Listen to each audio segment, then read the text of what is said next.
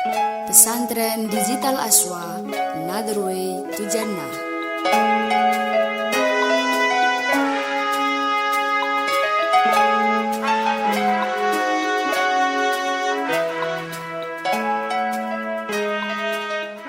Assalamualaikum warahmatullahi wabarakatuh.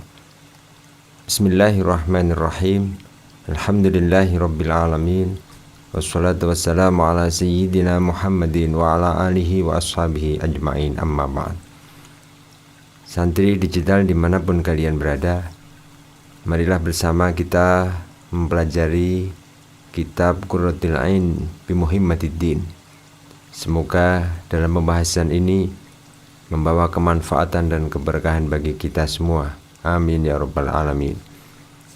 Ila hadratin Nabi Mustafa Muhammadin sallallahu alaihi wasallam wa ila hadrati jami'il musannifin wal muallifin wa khususan musannif hadzal kitab Syekh Zainuddin bin Abdul Aziz bin Zainuddin Al-Malibari wa ila hadrati jami'i syekhina wa masyayikhi syekhina wa ila hadrati Simbah Hudari, Simbah Abdurrahman Hudari, Simbah Ahmad Muhammad Hudari. Syai'ulillahi lahumul fatihah. A'udzu billahi minasyaitonir rajim. Bismillahirrahmanirrahim. Alhamdulillahi rabbil alamin arrahmanir rahim maliki yaumiddin. Iyyaka na'budu wa iyyaka nasta'in ihdinas siratal mustaqim. Siratal ladzina an'amta 'alaihim ghairil maghdubi 'alaihim waladdallin. Amin. Bismillahirrahmanirrahim. Qala al-musannifu rahimahullahu ta'ala wa nafa'ana bihi wa bi 'ulumihi wa bi asrarihi fid dharain amin ya rabbal alamin. Wasaniha taharatu badanin. Wasaniha utawi kaping pindhone syurutis salat iku taharatu badanin, sucine badan, wa malbusin lan pakaian, wa makanin lan panggonan, an najasin saking najis. Wala yajibu lan ora wajib apa ijtinabun najasi, ngedohi najis.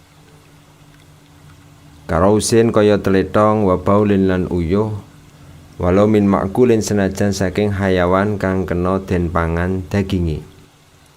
Wa madyin lan madhi, wa wadyin lan wadi, wa dammin lan getih, wa qaihin lan nanah, wa qai imaidatin lan utah-utahan saking waduk. Bismillahirrahmanirrahim. Wasaniha taharatu badanin wa malbusin wa makanin. Syarat sholat yang kedua adalah sucinya badan, pakaian, dan tempat dari najis. Yang dimaksud badan di sini adalah juga mencakup mulut, hidung, dan kedua mata. Maka ketika orang mau melakukan sholat, di dalam mulutnya ada najis, seumpama keluar darah, maka orang itu harus mensucikan dulu mulutnya dengan cara berkumur. Atau seumpama hidungnya keluar darah, mimisen seumpamanya, maka harus disucikan dulu. Dan keterangan pakaian yang dimaksud di sini adalah setiap hal yang dibawa walaupun tidak ikut bergerak dengan gerakan orang yang sholat.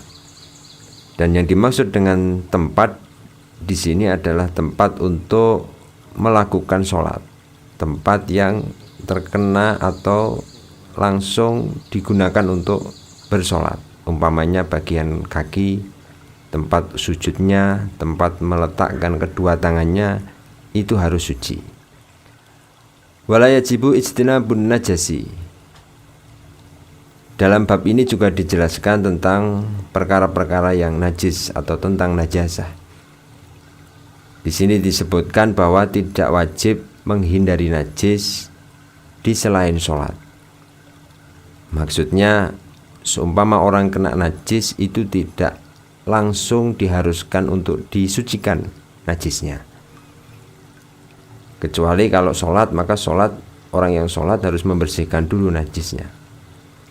Contoh-contohnya najis, yang pertama seperti rausin, teletong atau kotoran, BAB, wa baulin, dan air kencing, walaupun air kencingnya burung atau ikan atau belalang. Dan juga hewan yang tidak memiliki darah yang mengalir, itu juga tetap air kencingnya najis. Atau dari hewan yang halal dimakan dagingnya, seumpama ayam atau hewan-hewan yang boleh dimakan, itu juga menurut qaul yang ashah hukumnya najis. Wa madhiyin, dan juga contohnya najis lagi adalah madhi. Ini dasarnya adalah perintah bagi orang laki-laki untuk membasuh zakarnya dari madhi tersebut. Madhi adalah air yang berwarna putih atau kuning yang bersifat cair. Umumnya madhi itu keluar ketika syahwatnya naik namun tidak terlalu kuat. Karena nanti kalau syahwatnya kuat, yang keluar adalah mani. Dan juga wadi. Wadi adalah air yang berwarna putih, keruh dan kental. Umumnya wadi itu keluar setelah orang kencing atau karena kecapean membawa barang-barang yang berat, maka biasanya cairan yang keluar berwarna putih itu namanya wadi, dan itu juga najis. Wadamin, dan contohnya najis lagi adalah darah. Walaupun darah itu umpamanya melekat kepada tulang, itu tetap hukumnya najis, tapi dimakfu. Apabila kita makan ayam sudah dibersihkan, ternyata saat dimasak di antara tulang-tulang itu ada darahnya, itu hukumnya dimakfu. Ada pengecualian dari keterangan najis yang berupa darah, yaitu yang berupa hati dan tihal atau limpo bahasa Jawanya, dan juga misik. Karena kabid atau hati dan tihal itu boleh dimakan atau tidak dihukumi najis. Dan contohnya najis lagi adalah nanah. Nanah itu najis sebab nanah adalah darah yang telah berubah bentuk. Mungkin warnanya jadi agak kekuning-kuningan, maka nanah itu dihukumi najis. Begitu pula cairan dari luka atau cairan dari cacar, itu juga hukumnya najis. Wakoi maidatin, dan seperti muntahan yang keluar dari dalam perut. Jadi seumpama orang muntah, maka muntahan itu hukumnya najis. Dari madhi, wadi dan darah ini, maka apabila yang keluar itu berupa mani, mani hukumnya suci. Ini menurut mayoritas ulama. Berbeda dengan pendapatnya Imam Malik yang mengatakan bahwa mani itu termasuk najis. Begitu pula suci air lendir yang keluar selain dari dalam perut, yakni dari kepala atau dari dada. Satu contoh umpamanya iler dari orang yang sedang tidur. Itu apabila diyakini tidak keluar dari dalam perut, seumpama cairan itu bening, maka itu hukumnya suci. Sedangkan kalau sudah berwarna kuning dan itu mungkin keluar dari dalam perut, maka itu hukumnya najis. Maka ketika orang itu tidur bantalan terus ngiler, itu bisa dipastikan bahwa itu adalah bukan dari dalam perut dan itu hukumnya suci. Ini keterangan beberapa najis, masih banyak lagi yang akan dijelaskan tentang apa saja hal-hal yang najis.